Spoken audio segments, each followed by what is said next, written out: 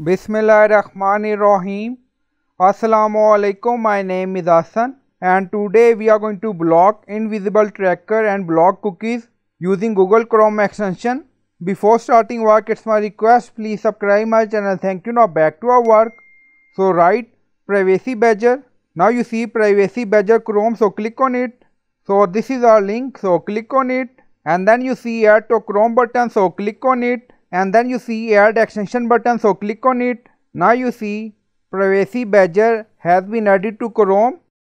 Then you see installing message. On top right you see extension icon, so click on it, and then you see privacy badger. If you want, you can pin it top. Now you see icon.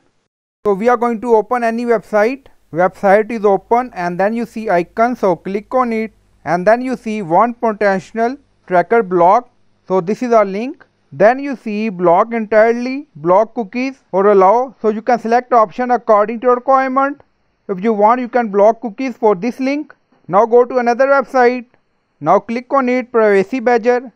You see multiple options, so you can select option according to your requirement. So I hope you like this video. Please like, comment, share, subscribe. Thank you for watching.